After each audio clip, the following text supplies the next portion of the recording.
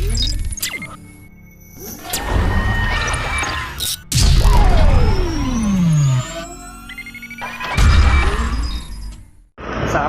warahmatullahi wabarakatuh.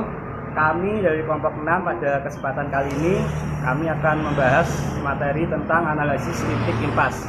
Analisis titik impas atau yang sering kita kenali dengan BEP yaitu break even point adalah analisis perencanaan keuangan yang sering digunakan oleh perusahaan dalam memulai produksinya. Fungsi dari analisis titik impas ini adalah untuk mengetahui pada jumlah volume berapa produksi itu akan menemui titik impasnya pada modal yang dimiliki oleh perusahaan untuk produksi. Pada break even point atau analisis titik impas ini akan ditemui biaya tetap atau fixed cost dan biaya variabel atau variable cost. Fixed cost atau biaya tetap adalah biaya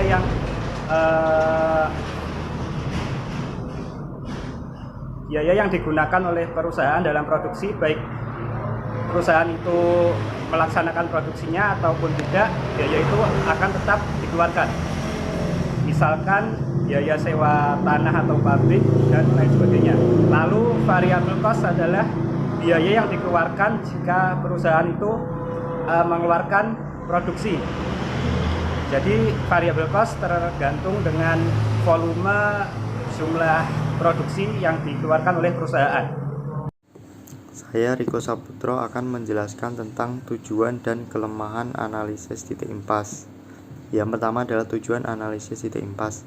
Analisis titik impas digunakan perusahaan untuk memberikan banyak manfaat. Secara umum, analisis titik impas digunakan sebagai alat untuk mengambil keputusan dalam perencanaan keuangan, penjualan, dan produksi. Jelas bahwa terdapat beberapa keuntungan bagi para manajer dalam mengambil keputusan jika diketahui hasil dari analisis titik impas. Dalam praktiknya, penggunaan analisis titik impas memiliki beberapa tujuan yang ingin dicapai, yaitu 1. Mendesain spesifikasi produk atau berkaitan dengan biaya. Kedua, penentuan harga jual persatuan. Ketiga, produksi dan penjualan minimal agar tidak mengalami kerugian. Keempat, memaksimalkan jumlah produksi. Kelima, laba yang diinginkan. Keenam, dan tujuan lainnya.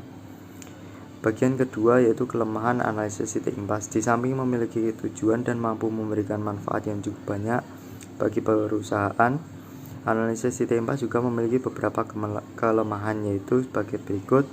1. Perlu adanya asumsi. Kedua, bersifat statis. Ketiga, tidak digunakan untuk mengambil keputusan akhir. Keempat, tidak menyediakan pengujian aliran kas yang baik. Kelima, hubungan penjualan dan biaya. Keenam, kurang mempertimbangkan resiko. Ketujuh, pengukuran kemungkinan penjualan.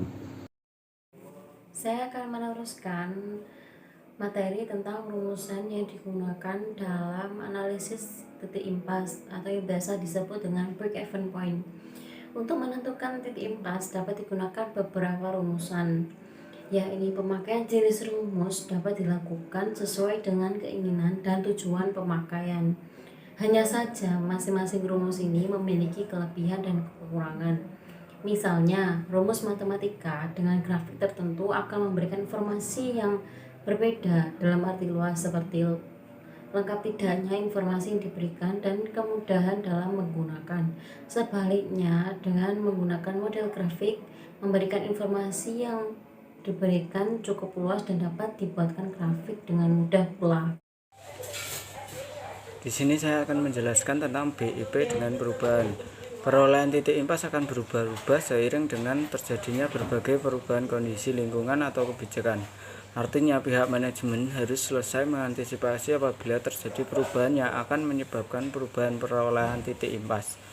Berikut ini berbagai sebab yang mengakibatkan perubahan titik impas. Yang pertama, pengaruh perubahan harga jual beli per unit.